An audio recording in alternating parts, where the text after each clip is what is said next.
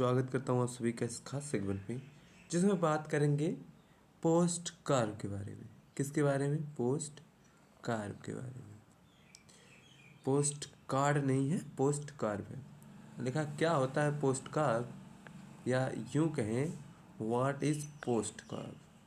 तो आइए देखते हैं क्या है ये। पोस्ट कार्व का आशय किसी भी प्रशासनिक, एक मिनट,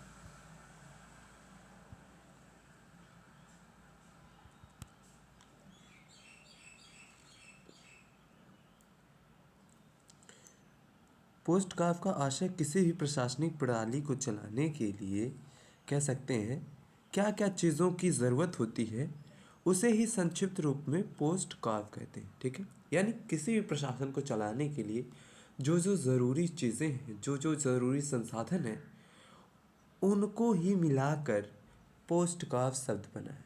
शब्द एक संक्षिप्त फॉर्म है, एक संक्षिप्त रूप है, जिसका फुल फॉर्म हम आगे देखेंगे। ठीक है,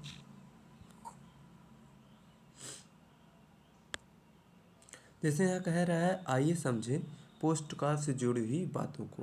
आखिर क्या है पोस्ट कार्व? ऊपर परिभाषा तो बता दी गई, पर वह फिर से देख लेते हैं। पोस्ट कार्व एक संक्षिप्त शब्द है जिसका पूरा अर्थ या मतलब आगे लिखा हुआ है। अच्छा ठीक है, देख लेते हैं।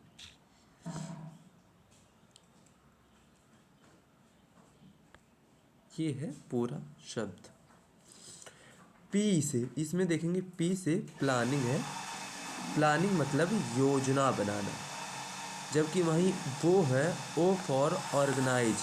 ऑर्गेनाइज मतलब होता है आयोजित करना। यस, यस फॉर स्टाफ्स यानी कार्यकारी समूह बनाने से इसका अर्थ है। डी फॉर डायरेक्शन, डायरेक्शन यानी निर्देशित करना। को यानी कोऑर्डिनेशंस यानी सामंजस्य बनाना या सामंजस्य करना। आर फॉर रिपोर्ट, रिपोर्ट मतलब विवरण देना। और बी फॉर बजट। इसको एक बार अच्छे से समझते हैं।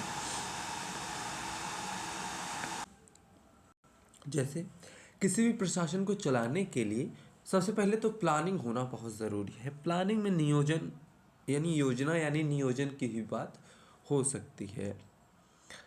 वहीं अगर बात करें ऑर्गेनाइज मतलब उस प्लान को कैसे एग्जीक्यूट करना है, यानी कैसे उसको रन करवाना है, इसकी बारे में भी कह सकते हैं जानकारी होना चाहिए। और उसको चलाने के लिए स्टाफ्स की ज़रूरत पड़ेगी। यानी किसी भी प्रशासन को ऐसे थोड़ी ना कि ब्रह्मा जी आके उसमें आशीर्वाद मारेंगे और वो प्रशासन चलेगा, नहीं, उसमें स्टाफ की आवश्यकता होगी। और उन स्टाफ्स को कह सकते हैं सही मार्गदर्शन करना या फिर कह सकते हैं डायरेक्शन देना भी एक महत्वपूर्ण काम होता है। और उन सभी चीज़ों में जैसे प्लानिंग में, ऑर्गेनाइजेशन में, स्टाफ्स के बीच में, उस दिशा निर्देशन में सामंजस्य होना चाहिए, यानी कह सकते हैं कि कोऑर्डिनेशन की भावना होनी चाहिए।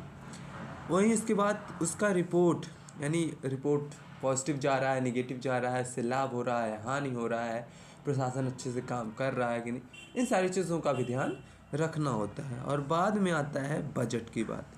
बजट मतलब धन। किसी भी प्रशासन को चलाने के लिए धन महत्वपूर्ण है। जैसे इंजन को गाड़ी को चलाने के लिए ईंधन महत्वपूर्ण है, वैसे ही बजट को माफ़ करें, प्रशासन को चलाने के लिए बजट महत्वपूर्ण है। ठीक है, आगे देखते हैं। पोस्ट कार्व की अवधारणा, कह रहा है पोस्ट कार्व की अवधारणा या बात सबसे पहले किसने कहा था, इसको देखते हैं। Who did give the concept of post curve first.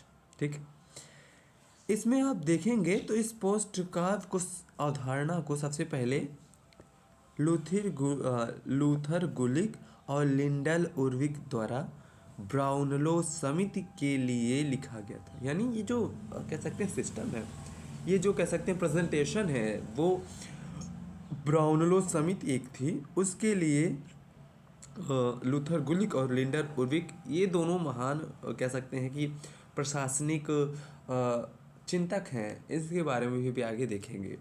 Luther गुलिक का जन्म जापान के ओसाका शहर, ठीक है, ओसाका शहर में 1892 ईस्वी में हुआ था और मृत्यु 10 जनवरी 1993 ईस्वी में हुआ था, यानी मोटा माटी 101 साल ये कह सकते हैं जीवित रहे हैं। इतना जापान के लोग, ऑब्वियस सी बात है, वहाँ का खान पान, वहाँ का जलवायु एक इंसान के लिए बहुत बेहतर साबित होता है जीवन यापन करने के लिए। ठीक है, ये अलग बात है कि वहाँ भूकंप और बाकी चीज़ें आती हैं। लूथर गुलिक एक लोक प्रशासन के विशेषज्ञ और सिद्धांतकार थे। ठीक है, यानी लोक प्रशासन से जुड़ी हुई ये किरदार अदा करते थे। आगे देखते हैं।